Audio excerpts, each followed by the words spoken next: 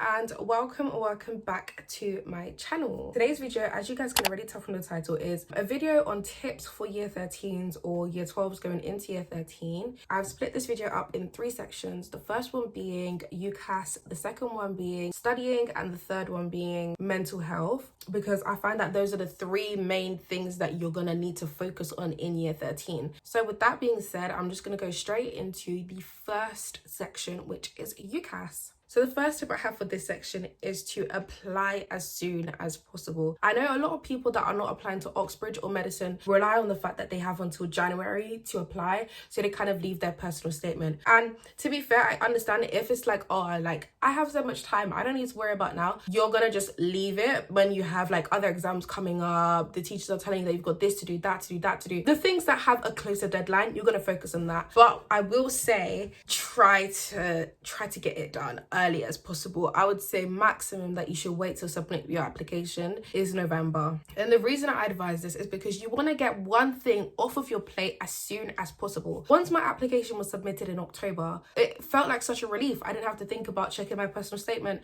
getting other people to look at it, changing things, making sure this is filled out, checking my reference from teachers, doing all of these things. It was just one less thing on my to-do list. And in year 13, there is already so much going on. It literally doesn't hurt for you to get things done quicker, just so that it's out of the way and there's less of a burden and less things on your plate. Another reason why you'd want to submit it quick is because there's no funniness when it comes to your predicted grades. Let's say you left year 12 with really good grades, right? And you don't need to do anything and show teachers that you could get better. Let's say your predicted grades are AAA, A star, AA. Some teachers are very much capable of seeing you do one exam. Let's say you got a B in it and they want to take your grade down to a B. Like when it comes to this, I don't know, maybe it was just my school, I'm not sure. But when it comes to predicted grades, teachers and schools, they kind of get this like newfound big-headedness about themselves, and they kind of like dangle your predicted grades over your head. You don't want that. When you submit your application, they cannot contact the university to say, oh, by the way, we just want to change keh-me's predicted grades to BBB. Like, they're not going to do that. So once it's submitted and done, there's no change and there's no funniness with your predicted grades. So if I were you,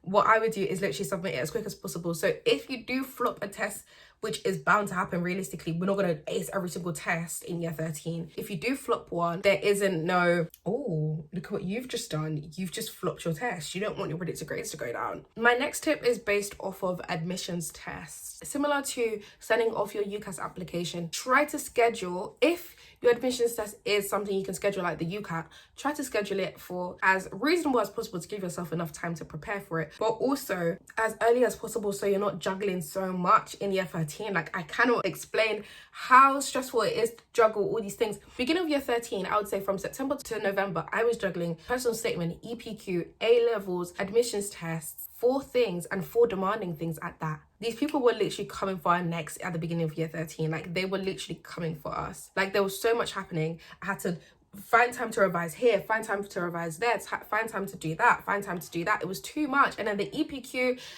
it was too much. It was too much. And if it's a thing where you've got an admissions test where there is a set date for it, I know it's a bit too late for me to say this now because summer's basically over, but I hope you've been starting to prepare for that already. I know people usually say, oh, you know, you only need about 2 months to prepare. When you give yourself longer time to prepare, you get to do it in smaller chunks. So therefore, by the time it gets to year 13, year 13 is now starting and you're like a month into year 13 and you've got admissions test coming up around the corner, you're not having to spend so much time dedicated to this admissions test because you were spending small little bits of it earlier on in the year before year 13 started, if that makes sense. You don't need to devote so much time because you're so behind. Does that make sense? And then my final tip for UCAS is a very generic one that I'm sure you already know, but try to get your personal statement reviewed by a consistent group of people. I know everyone says, oh, give it to that person, give it to that person, give it to this person, give it to this person, give it to that person. You don't really want to do that. Whether a personal statement is really, really good or not, or whether certain things should be changed or not, it's subjective. One person might say, this is a really, really good thing, do not change it, and you give it to another person and they're like, I would definitely not put that in. And then you're there stuck thinking, oh, which advice do I listen to? Keep it consistent who you're going back to with your personal statement. I started off my personal statement with my mentor from a different organization, not in school, and she gave me consistent advice. When I had a finished draft, I then started to show my teachers, rather than I'm showing my teachers my intro, then I'm showing them my second paragraph. I did that with my mentor. I kept kept it with a consistent person so that advice I'm getting isn't conflicting. Now, I'm not saying don't show many people, because you want to get a good representative amount of people to know to sign it off, right? But don't play yourself and overdo it. Now, the next section of this video is studying, as I already mentioned before. The first tip I have for this section is take every single new topic you're learning in year 13 as an opportunity to reflect on your year 12 stuff.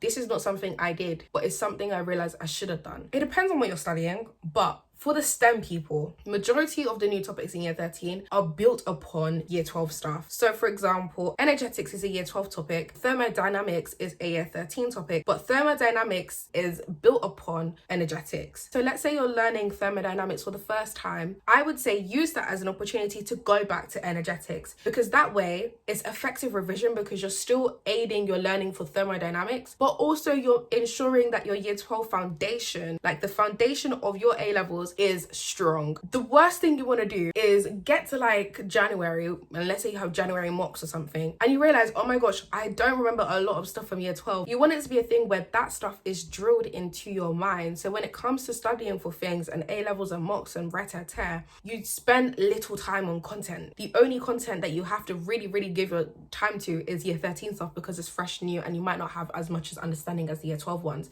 If it's something that you're consistently doing throughout the year and you're building upon your knowledge based off of something from year 12 24/7 throughout the year, every time you're learning something new, so much time can be saved, and that time could then be focused on other things, exam technique, practice papers, doing all these other things that aid towards getting your grade. Now, obviously, for certain topics, that's not exactly the case. So with that, you just have to be organized and make sure that you're every now and then going through like maybe flashcards or anything, whatever it is that you're used to doing. My second tip is to not be disheartened by any mock grades. I did not do well in any of my mocks. From year 12 to year 13, I could not tell you one set of mock grades that I was like, oh my gosh, keh-me, you outdid yourself. No. Especially for biology. Even sometimes in psychology, I'd be disappointed with myself, like, girl, you could have did more than that. My main message here is to not be feeling like, oh my gosh, I'm so stupid, what is my problem? People don't actually put in their full effort into their marks. People don't do this past paper, that past paper, looking at that video, this and a third. We don't tend to do that for marks. But when A-levels comes around, you'll find yourself doing things that you never even knew that you would be doing. And all of that effort comes to give you a completely different grade than your mocks, if that makes sense. I hope that tip made sense. I feel like I was rambling a bit for that one, but I hope what I'm saying is coming across. And now the last section of this video is mental health, and the first tip I have is do not be shy to take a break, guys. I know everyone already says this, all the teachers say this, like, oh, take a break, and it's like, bro, there's no time for a break. You're gonna have to find the time for the break. I don't even know how to say it any differently. I remember there was a time during A-levels, this was after I'd had my first exam, which was psychology, and then we had a week of no school, so there was no exams because it was half term. I was so demotivated, and I couldn't understand why, because I'd only had one exam. So I was like, keh-me, what are you doing? Get your head in the game. End of February is when A-level started to really set in, and my A-level study for A-level scheme that I had planned for myself had already started. And because I was going extra ham, my body was tired by the time it got to June. Like, studying from February to June is a lot. It is a lot. And going to school and doing all these other things, it's a lot. So I actually took a day where I had so much work planned out for that day. I didn't do any work for that day, and I literally went out with my boyfriend. I went out, we went to go get something to eat, we sat on the park and we ate food. And it sounds very counterproductive, and it's like, keh-me, you actually had biology and psychology the next week. Why are you chilling in the park? But it did me such a favor, because the next day I literally was way more motivated than the day before. And I realized, whoa, all I needed was just to step back from the same thing. My brain was just overloaded. It just needed to chill. And don't be shy to do that, because it's going to help you out more than you know it. You can't get good grades with a brain that is overworked. Don't come and kill yourself. Do not come and kill yourself. And my final tip is for my Christians. If you're a Christian, the best thing you can do when it comes to your mental health is to ask God to share the burden with you. God will literally dissolve your stress, dissolve your anxiety. So make sure that during this time you're especially prayerful and that you're especially in communion with God. I hope this video was not too long, and I hope you guys gained something from this video. If you guys would like to see any other types of videos, do make sure to comment it down below and I'll be on it for you guys. If you are going into year 13, make sure to comment down below how you're feeling going into it, and if you have any questions you can comment it or you can DM me. My Instagram is in the description box. Make sure to like and subscribe if you're new, and yeah, I'll see you guys in the next video.